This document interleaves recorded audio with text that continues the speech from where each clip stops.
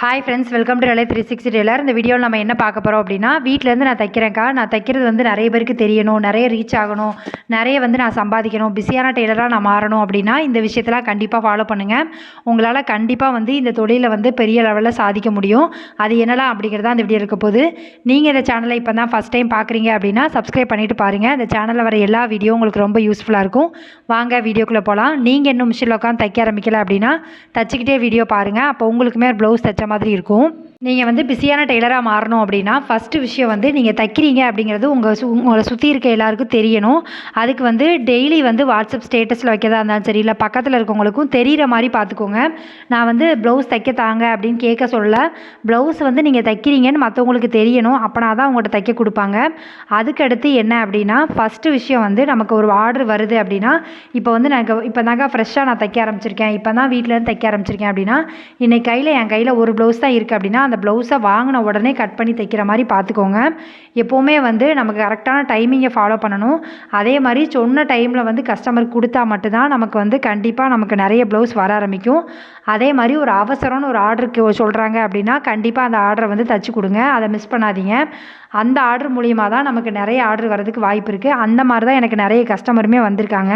அதே மாதிரி நீங்கள் வந்து பிஸியாக இருக்கணும், இல்லை நான் வந்து பிஸியான டெய்லராக மாறணும் அப்படின்னு நினைக்கிறேன் அப்படின்னா, ஒரு சின்ன சின்ன விஷயத்த கூட நீங்கள் விட்டு கொடுக்காம, அதாவது ஒரு சாரீ ஓரம் அடிக்கிறதா இருந்தாலும் சரி, இல்லை நைட்டி வந்து ஆல்ட்ரேஷன் பண்ண கொடுக்காங்க அப்படின்னு எந்த ஒரு சின்ன வேலை கிடைச்சாலுமே கண்டிப்பாக பண்ணுங்கள். எல்லாமே காசு தான். சில பேர் நினைப்பாங்க, அக்கா வந்து நான் வந்து ப்ளவுஸ்லாம் தைக்கணும்னு நினைக்கிறேன், ஆனால் எனக்கு வந்து ஆல்ட்ரேஷன் ஒர்க்காக வருது, ப்ளவுஸ் வந்து கை வைக்கிற மாதிரி வருது, இல்லை வந்து சுடிதார் கை வைக்கிற மாதிரி, இல்லை சாரீ ஓரம் அடிக்கிறதுக்கு, லுங்கி வந்து ஓரம் அடிக்கிறதுக்கு இந்த மாதிரி தாக்கா வருது அப்படின்னு சொல்கிறவங்க, இதெல்லாம் தான் உங்களுக்கு வந்து கஸ்டமர் வந்து இந்த பொண்ணு எப்படி இருக்கா, இல்லை எப்படி வந்து தைச்சி கொடுக்கா, எப்படி பேசுகிறா அப்படிங்கிறது அவங்களுக்கு தெரிஞ்சுக்கிறதுக்கு ஒரு வாய்ப்பாக இருக்கும்.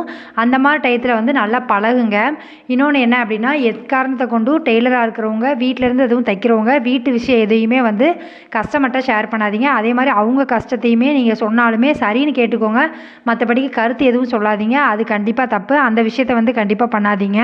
அதே மாதிரி ப்ளவுஸ்லாம் நிறைய இருக்குக்கா, நான் தைக்கணும்னு தான் நினைக்கிறேன், ஆனால் ஏதாவது ஒரு விஷயம் வந்து என்னால் தைக்க முடியாமல் போயிடுது அப்படின்னு சொல்கிறவங்க, ஃபஸ்ட்டு உங்ககிட்ட மாற்றுற விஷயம் என்ன அப்படின்னா, நைட்டு நான் இந்த ப்ளவுஸ் தைக்க போகிறேன் அப்படிங்கிறத பிளான் பண்ணிக்கோங்க.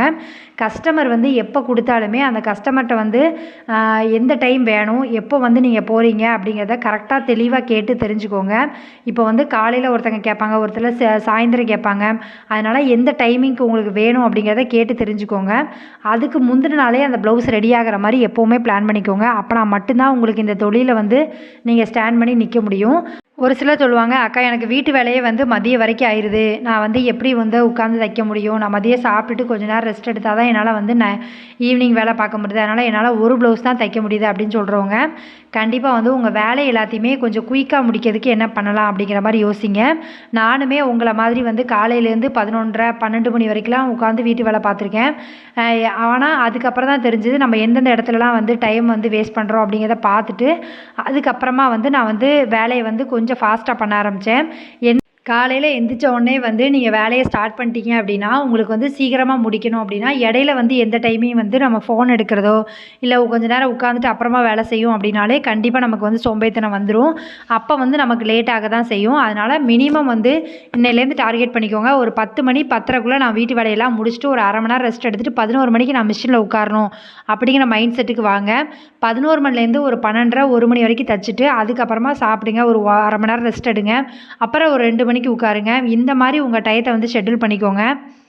அதுக்கப்புறமா நம்ம வந்து சம்பாதிக்கிறது எவ்வளோ முக்கியமோ அதே மாதிரி நம்ம அந்த பணத்தை வந்து கரெக்டாக சேவ் பண்ணுறதுலையும் இருக்கணும். அதுக்காக ஃபுல் அமௌண்ட்டு சேவ் பண்ண முடியுமாக்கா, எனக்கு வீட்டிலையே செலவு இருக்குது, நான் செலவுலாம் பார்க்க வேண்டியது இருக்குது அப்படிங்கிற மாதிரி இருக்கிறவங்க, உங்கள் கையில் எவ்வளோ அமௌண்ட் வருது, அதில் நீங்கள் எவ்வளோ சேவ் பண்ணுறீங்க, எவ்வளோ வந்து செலவு பண்ணுறீங்க அப்படிங்கிறத கரெக்டாக வந்து ஒரு வாரம் வந்து உட்காந்து எழுதுங்க. டெய்லி நான் 100 ரூபாவாவது சம்பாதிக்கிறேன் அப்படின்னா அதில் நான் 80 ரூபா செலவு பண்ணாலும் 20 ரூபா சேமிக்கிறேனா அப்படிங்கிறதான் பார்க்கணும். ஏன்னா நான் வந்து இந்த வருஷம் என்ன ஸ்கீம்லாம் போட போகிறேன், இந்த வருஷம் வந்து என்ன சேவிங்ஸ்லாம் வந்து ஸ்டார்ட் பண்ணுறேன் அப்படின்னா, ஃபஸ்ட்டு வந்து ஒரு நகைச்சீட்டு போடணுன்னு இருக்கேன். எப்போவுமே வந்து நான் லலிதா ஜுவல்லரியில் தான் நகைச்சீட்டு போட்டுட்ருக்கேன். இந்த தடவை வந்து கொஞ்சம் மாற்றி வேறு கடையில் போட்டு பார்க்கலாமா அப்படிங்கிற மாதிரி பிளானில் இருக்கேன். நீங்கள் வேறு ஏதாவது கடையில் நீங்கள் போடுறீங்க அப்படின்னா கண்டிப்பாக வந்து அது பெனிஃபிட்டாக இருக்குது அப்படின்னா கண்டிப்பாக எனக்கு சொல்லுங்கள், நானுமே ட்ரை பண்ணி பார்க்குறேன். அதுக்கப்புறமா வந்து அதுக்கப்புறம் நான் ஒரு 1000 ரூபாய் வந்து சேவிங்ஸாக வந்து போடணும் அப்படிங்கிற மாதிரி பிளான் பண்ணியிருக்கேன். அந்த சேவிங்ஸ் வந்து எதுக்கு அப்படின்னா, ஃபீஸ் கட்டுறதுக்கு, அடுத்த நெக்ஸ்ட் இயர் வந்து ஃபீஸ் கட்டுறதுக்கு தைக்கிறதுக்கு ஒரு 1000 ரூபாயாவது போட்டு வைக்கணும் அப்படிங்கிற மாதிரி பிளான் பண்ணியிருக்கேன். இது போக ஆல்ரெடி வந்து நம்ம செல்வமகள் சேமிப்பு திட்டத்தில் என் பொண்ணுக்காக ஒரு 1000 ரூபாய் போட்டுட்ருக்கோம். இதெல்லாம் வந்து நான் சேவ் பண்ணிகிட்டு இருக்குது. இது வந்து இந்த விஷயம்லாம் வந்து எனக்கு கமிட்மெண்ட் இருக்குது அப்படிங்கிறதுனால டெய்லி உள்ள ப்ளவுஸை என்னால் டெய்லி தைக்க முடியுது. இன்னொன்று என்ன அப்படின்னா நமக்கு வந்து இந்த தேவைலாம் இருக்குது, இந்த விஷயம்லாம் நம்ம மாதம் மாதம் கட்டணும் அப்படின்னா நம்ம ஆட்டோமேட்டிக்காக ஓட ஆரம்பிச்சிருவோம். நீங்கள் எப்போவுமே வந்து உங்களை வந்து கொஞ்சம் வந்து பிஸியாகவே வச்சுக்கோங்க, அதான் நல்லது. இன்னொன்று என்ன அப்படின்னா, இப்போ இந்த மாதம் வந்து நான் இவ்வளோ ரூபா வந்து சேவிங்ஸ் பண்ணணும் அப்படின்னா கண்டிப்பாக நான் அதுக்கு மேலே சம்பாதிக்கணும். அப்போ நான் மட்டும்தான் என்னால் வந்து அந்த செலவெல்லாம் சரி பண்ண முடியும். அப்போ வந்து நமக்கு என்ன தோணும் அப்படின்னா, கையில் ப்ளவுஸ் இருக்குது, இதை தச்சு கொடுத்தா நமக்கு அமௌண்ட் கிடைக்கும் அப்படிங்கிற மாதிரி யோசிப்போம். இன்னொன்று என்ன, ஒரு சில கஸ்டமர் வந்து ப்ளவுஸ்க்கு வந்து அமௌண்ட் கொடுக்க மாட்டேங்காங்கக்கா, அதனாலே எனக்கு தைக்க தோண மாட்டேங்குது அப்படின்னு சொல்கிறவங்க, அந்த கஸ்டமர்லாம் தயவுசெய்து அவாய்ட் பண்ணிடுங்க.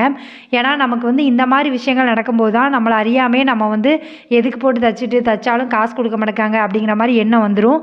அதனால் அந்த மாதிரி கஸ்டமரை அவாய்ட் பண்ண கற்றுக்கோங்க. அதே மாதிரி அவங்கள்ட்ட தெளிவாக சொல்லிடுங்க, அக்கா அமௌண்ட் கொடுத்துட்டு வாங்கிக்கோங்க அப்படிங்கிற மாதிரி சொல்லிடுங்க. அதுக்கப்புறம் அவங்க நம்மகிட்ட ப்ளவுஸ் கொடுத்தாலும் சரி கொடுக்கட்டாலும் சரி பிரச்சனை இல்லை. அந்த விஷயத்தில் நம்ம எப்போவுமே ஸ்ட்ரிக்டாக இருக்கணும். புது வருஷம் வந்து பிறந்திருக்கு. உங்கள் எல்லாருக்குமே வந்து நிறைய ப்ளவுஸ் ஆர்டர் வரணும், நிறைய வந்து நீங்கள் சம்பாதிக்கணும் அப்படிங்கிற மாதிரி நானுமே ப்ரேயர் பண்ணிக்கிறேன். இன்னொன்று என்ன அப்படின்னா, நம்ம நிறைய சம்பாதிக்கணும்னு நினைக்கிறோம், இல்லை நிறைய தைக்கணும்னு நினைக்கிறோம் அப்படின்னா கூட நம்மளோட முயற்சி தான் அதிகமாக இருக்கணும். ப்ளவுஸ் வரல அதனால் நான் தைக்கலை, இல்லை எனக்கு வீட்டு வேலை இருக்குது அதனால் நான் தைக்கலை அப்படிங்கிற மாதிரி எக்ஸ்கியூஸ் சொல்லாமல் ப்ளவுஸ் வர்றதுக்கு நம்ம என்னெல்லாம் பண்ணணும் அப்படிங்கிற மாதிரி தேடி தேடி பண்ணுங்கள். நிறைய பேர்கிட்ட வந்து சொல்லுங்கள், நான் தைக்கிறேன் அப்படிங்கிற விஷயத்த சொல்லுங்கள். அப்போ ப்ளவுஸ் வரும். ப்ளவுஸ் வந்தாலுமே வந்து வீட்டில் வச்சுட்டு அடுத்த வாரம் தானே கேட்டிருக்காங்க, அதனால் அடுத்த வாரம் தைச்சிக்கலாம் அப்படிங்கிற மாதிரி பிளான் பண்ணாமல் உடனே தைக்கணும் அப்படிங்கிற மாதிரி யோசிங்க. அதே மாதிரி டெய்லி வந்து எத்தனை ப்ளவுஸ் தைக்கிறீங்க, டெய்லி வந்து எத்தனை ப்ளவுஸ்க்கு அமௌண்ட் வாங்குறீங்க அப்படிங்கிறத டெய்லி எழுதுகிற பழக்கத்தை கொண்டு வாங்க. நம்ம எப்போவுமே வந்து ஒரு நோட் போட்டோ இல்லை டைரியிலையோ எழுதி வச்சுட்டே வர்றோம் அப்படின்னா நம்மளை அறியாமே நம்ம என்னெல்லாம் பண்ணுறோம் அப்படிங்கிறது நமக்கு தெரிஞ்சிட்டே இருக்கும். நம்ம எந்த இடத்துலையாவது வந்து செலவு வேஸ்ட்டாக பண்ணிகிட்ருக்கோம் அப்படின்னா அதை வந்து நம்ம தெரிஞ்சுக்கிடுவோம், அதை சரி பண்ணவும் செய்ய முடியும். அதனால் எழுதுகிற பழக்கம் வந்து கொண்டு வாங்க. டெய்லர் தொழிலை பொறுத்த வரைக்கும் கணக்கு வந்து கரெக்டாக இருக்கணும். இந்த கஸ்டமர் இவ்வளோ அமௌண்ட் கொடுத்தாங்க அப்படின்னா அந்த அமௌண்ட் கொடுத்தாங்கன்னு எழுதணும். அதில் நீங்கள் என்னெல்லாம் செலவு பண்ணீங்கன்னு ஒரு சைடில் எழுதி வைக்கணும். அப்போனா தான் உங்கள் அமௌண்ட் எவ்வளோ வந்து சேவ் பண்ணுறோம், எவ்வளோ வந்து செலவு பண்ணுறோம் அப்படிங்கிறது நமக்கே தெரியும். நீங்கள் வந்து இந்த வருஷம் எவ்வளோ வந்து சம்பாதிக்க நினைக்கிறீங்க, அதே மாதிரி எந்த விஷயம் வந்து வாங்கணுங்கிறதுக்காக வந்து ட்ரை பண்ண போகிறீங்க அப்படிங்கிறதுமே கீழே கமெண்ட் பண்ணுங்கள். பார்க்கும்போது நானும் தெரிஞ்சுக்கிறேன். நிறைய பேருக்கு வந்து ப்ளவுஸ் தைக்கணும்னு ஆசைலாம் இருக்குக்கா, எனக்கு ப்ளவுஸே வரமாட்டுக்கு, நான் வந்து உங்கள் வீடியோ பார்த்துட்டு நான் வந்து ப்ளவுஸ் தைக்கணும் தான் நினைக்கிறேன் அப்படின்னு இருப்பாங்க. ஒரு சிலர் வந்து ஒரு ப்ளவுஸ் தாங்க தைக்க முடியுது, நானும் ட்ரை பண்ணுறேன், 2 ப்ளவுஸ் தைச்சிடலாம் இல்லை 3 ப்ளவுஸ் தைக்கலான்னு, ஆனால் எனக்கு டைம் வந்து பத்த மாட்டேங்குது, எனக்கு குழந்தைங்கள பார்த்துக்கிறதுக்கே சரியாக இருக்குது டைமு அப்படிங்கிற மாதிரி நிறைய விஷயம் வந்து நிறைய பேருக்கு இருக்கும். நமக்கு என்ன தடங்கள் இருந்தாலும் சரி, நம்ம வேலையை வந்து நம்ம செய்யணும்னு முடிவு பண்ணிட்டோம் அப்படின்னா இதெல்லாம் வந்து ரீசன் மட்டும்தான். நம்ம கண்டிப்பாக வந்து அந்த வேலையை செஞ்சு முடிப்போம். நம்ம மனசில் அந்த தைரியம் வந்தால் போதும். அதே மாதிரி உங்களை பற்றி நீங்களே வந்து தாழ்வாக யோசிக்காதீங்க. நான் வந்து இப்படி தான், எனக்கு இதெல்லாம் வராது, இல்லை இந்த விஷயம்லாம் எனக்கு முடியாது, நான் இந்த விஷயத்துக்கெலாம் வந்து என்னால் பண்ண முடியாது அப்படிலாம் யோசிக்காமல் என்னால் முடியும்னு நீங்கள் நம்புங்க. கண்டிப்பாக உங்களால் வந்து செய்ய முடியும். நிறைய பேர் வந்து இந்த தொழில் கற்றுக்கிட்டு வீட்டிலேருந்து தைக்கிறேன்க்கா, ஆனால் நான் வந்து வெளியில் தைச்சி கொடுக்க பயப்படுறேன் அப்படின்னா கண்டிப்பாக இந்த வருஷத்துலேருந்து நான் வெளியிலையும் தைச்சி கொடுக்க ஆரம்பிக்கிறேன் அப்படிங்கிற மாதிரி ஒரு ஃபோக்கஸ் பண்ணுங்கள். கண்டிப்பாக வந்து நீங்களும் தைச்சி கொடுத்து நிறைய சம்பாதிக்க முடியும். அதே மாதிரி நீங்கள் வந்து உங்களுக்குன்னு ஒரு டைம் வந்து ஃபிக்ஸ் பண்ணிக்கோங்க. நான் இந்த டைம்லேருந்து இந்த டைம் வரைக்கும் இந்த தொழில் தான் பண்ணுவேன் அப்படிங்கிற மாதிரி உங்களுக்கு எந்த டைம் வந்து கரெக்டாக இருக்கோ அந்த மாதிரி பார்த்துக்கோங்க. ஒரு சிலருக்கு வந்து 2 குழந்தைங்க இருப்பாங்க, ஒரு குழந்தை வந்து ஸ்கூலுக்கு போகும், ஒரு பொண்ணு வந்து பையனோ வீட்டில் இருப்பாங்க, அவங்களால தைக்க முடியாது அப்படிம்பாங்க. அப்படி இருக்கிறவங்க நைட்டு பிள்ளைங்களை சீக்கிரமாக ஏர்லியாக 8 மணிக்கு தூங்க வச்சுட்டு ஒரு 3 மணி நேரம் உட்காருங்க. மதிய டைம் வந்து தூங்கிக்கோங்க பிள்ளைங்க கூட சேர்ந்து. அந்த மாதிரி உங்கள் டைமை நீங்கள் தான் வந்து ஷெட்யூல் பண்ணிக்கணும். ஏன்னா நமக்கு தான் தெரியும் நமக்கு எந்தெந்த டைம் வந்து ஃப்ரீயாக கிடைக்கிது அப்படிங்கிற மாதிரி. இன்னொன்று என்ன அப்படின்னா, எனக்கு வந்து டைமே இல்லை அப்படின்னு சொல்கிறவங்கள பார்த்தா எனக்கு ஒரு விஷயம் தான் கேட்க தோணும். உங்கள் மொபைல் எடுத்து பார்க்குறதுக்கு நீங்கள் ஒரு நாளைக்கு எவ்வளோ செலவு பண்ணுறீங்க டைமை அப்படிங்கிறது தான். நான் எப்போவுமே பார்த்துருக்கேன். டைம் இல்லைன்னு சொல்கிறவங்க பார்த்தீங்கன்னா ஃபோன் எடுத்து மணிக்கணக்காக உட்காந்து பார்ப்பாங்க. நான் வந்து ஃபோனே பார்க்கக்கூடாது அப்படிங்கிறது கிடையாது. அந்த ஃபோன் வந்து நம்மளோட வேலையை எந்த இடத்துலையும் டிஸ்டர்ப் பண்ணக்கூடாத அளவுக்கு நீங்கள் பார்த்துக்கோங்க. ஃபோன் பார்க்குறதுக்குன்னு ஒரு டைம் வச்சுக்கோங்க. இல்லை வந்து நான் ஃபோன் பார்த்துட்டே தைப்பேங்க அப்படின்னா உங்கள் வேலையும் நடந்துகிட்டே இருக்குது, ஃபோனும் பார்க்குறீங்கன்னா தப்பு கிடையாது. ஆனால் ஒரு சிலர் வந்து இந்த வீடியோ பார்த்துட்டு இருப்பாங்க, அடுத்த வீடியோ பார்ப்பாங்க, இப்படியே வந்து டைவர்ட் ஆகிட்டே இருந்து கடைசியில் வந்து ஒரு 2 மணி நேரம் 3 மணி நேரம் எப்படி போச்சுன்னே நமக்கு தெரியாது, அந்த மாதிரி இருக்கும். அதனால தான் எப்போவுமே வந்து அதே மாதிரி எந்த விஷயம் பண்ணுறதா இருந்தாலும் சரி நம்ம வந்து ஒரு தடவைக்கு 2 தடவை யோசிச்சு பண்ணுங்க. தெளிவாக அடிக்க கொடுத்தாலும் சரி, அவங்க என்னென்ன கரெக்ஷன் சொல்லியிருக்காங்க, என்னென்ன விஷயம் வந்து பேசியிருக்காங்க, எல்லாத்தையுமே வந்து நம்ம வீட்டில் நடக்கிற எந்த பிரச்சனையுமே வந்து நம்ம தொழிலில் வந்து பாதிப்பு ஏற்படவே கூடாது. அதனால் வீட்டில் ஏதோ ஒரு விஷயம் நடந்துச்சு, அதனால் பார்த்துட்டே வந்து கட் பண்ணேங்க்கா, தப்பாக தைச்சிட்டேன், தப்பாக கட் பண்ணிட்டேன் அப்படிங்கிற மாதிரி இல்லாமல் தைக்கும்போது தைக்கிற வேலையை வந்து கரெக்டாக பாருங்கள். ஏன்னா நம்ம வந்து தைக்கும்போது நம்ம ரொம்ப கவனமாக இருக்கணும். ஏன்னா ப்ளவுஸ் எதையுமே வந்து டேமேஜ் பண்ணிடக்கூடாது. அதே மாதிரி மாற்றி எதுவும் தைச்சிடக்கூடாது. நமக்கு ஒரு வேலைக்கு இரு வேலை ஆயிரும். அதனால் நீங்கள் வந்து தைக்கும்போது ரொம்ப கவனமாக தைங்க. வீட்டில் இருக்க எந்த விஷயமும் வந்து யோசிச்சுட்டே தைக்காதீங்க. அதே மாதிரி இந்த வருஷம் வந்து நீங்கள் எந்த விஷயம்லாம் வந்து ஃபாலோ பண்ண நினைக்கிறேன், இல்லை வந்து இந்த விஷயம்லாம் நான் மாற்றிக்கணும்னு நினைக்கிறேன்க்கா, இந்த மாதிரி ஏதாவது இருக்குது அப்படின்னாலும் கீழே கமெண்ட் பண்ணுங்கள். அதே மாதிரி நான் இந்த வருஷம் வந்து இந்த விஷயம் வாங்கணும்னு நினச்சிருக்கேன்க்கா, இந்த விஷயம் வந்து கற்றுக்கணும்னு நினச்சிருக்கேன், இல்லை வந்து ஏதாவது சேவிங்ஸ் பண்ணணும், சீட்டு போடணும் அப்படிங்கிற மாதிரி யோசிச்சிருக்கேன் அப்படின்னாலும் கீழே கமெண்ட் பண்ணுங்கள்.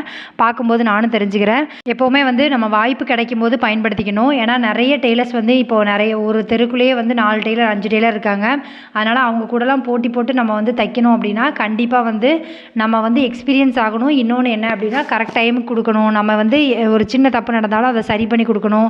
அதே மாதிரி எப்போவுமே வந்து நம்ம அவைலபிளாக இருக்கணும். என்னன்னா நம்ம எப்போ ஃபோன் பண்ணாலும் எடுக்கணும். கஸ்டமர் வந்து ப்ளவுஸ் கொடுக்க போகிறாங்க, இல்லை அவங்களுக்கு ஏதாவது வந்து வாங்க வர முடியல, நம்ம போய் கொடுக்குற மாதிரி இருக்குது அப்படின்னாலும் நம்ம பண்ணணும். இதெல்லாம் பண்ணால் தான் நம்ம இந்த தொழிலை வந்து ஸ்டாண்ட் பண்ணி நிற்க முடியும். நிறைய பேருக்கு வந்து ப்ளவுஸ் தைக்கணும்னு ஆசைலாம் இருக்குது. நான் வந்து எனக்கு தைச்சி வெளியில் கொடுக்க பயமாக இருக்குது அப்படின்னு இருக்கவங்க கண்டிப்பாக வந்து ட்ரை பண்ணி பாருங்கள். உங்களாலையுமே தைக்க முடியும். ஸ்டார்டிங் ஸ்டேஜில் எல்லாருமே வந்து வெளியில் தைக்கும்போது பயப்படுவாங்க. போக போக வந்து அவங்களுக்கு ஒரு தைரியம் வந்துடும். நீங்கள் அந்த எக்ஸ்பீரியன்ஸை வந்து ட்ரை பண்ணி பாருங்கள். கண்டிப்பாக உங்களால் முடியும். என்ன நடந்தாலுமே வந்து நான் வந்து இதை கற்றுக்குவேன், இதை வந்து என்னால் செய்ய முடியும் அப்படிங்கிற நம்பணும் அப்படின்னா கண்டிப்பாக நம்மளால் வந்து செய்ய முடியும். நமக்கு தேவையான விஷயங்களை வாங்குறதுக்கும் சரி, இல்லை நம்ம குழந்தைங்களுக்கு ஏதோ ஒன்று வாங்கணும் அப்படின்னாலும் சரி, நம்ம கையில் காசு இருந்துச்சு அப்படின்னா நம்ம இன்னொருத்தங்கிட்ட போய் நிற்கணும்னு அவசியம் கிடையாது. Thank you friends. இவ்வளோ நேரம் வீடியோ பார்த்ததுக்கு ரொம்ப நன்றி. இந்த வீடியோ வந்து உங்களுக்கு பிடிச்சிருக்குன்னு நினைக்கிறேன். பிடிச்சிருக்கு அப்படின்னா லைக் பண்ணுங்கள், கமெண்ட் பண்ணுங்கள், ஷேர் பண்ணுங்கள். இந்த மாதிரி வீடியோ வேணும் அப்படின்னாலும் கீழே கமெண்ட் பண்ணுங்கள். உங்கள் ஃப்ரெண்ட்ஸ் யாராவது இப்போ தான் தையல் தொழில் பழகுறாங்க அப்படின்னா அவங்களுக்கு இந்த வீடியோவை ஷேர் பண்ணி விடுங்க. அவங்களுக்கு வந்து இந்த வீடியோ ரொம்ப யூஸ்ஃபுல்லாக இருக்கும். Thank you friends. இவ்வளோ நேரம் வீடியோ பார்த்ததுக்கு ரொம்ப நன்றி. தேங்க்யூ.